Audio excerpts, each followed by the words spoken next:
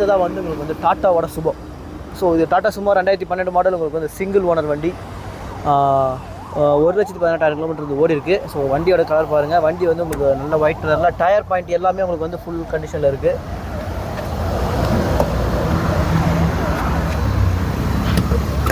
So உள்ள interior பாருங்கள் first. So interior எல்லாமே உங்களுக்கு நீட்டாக இருக்குது.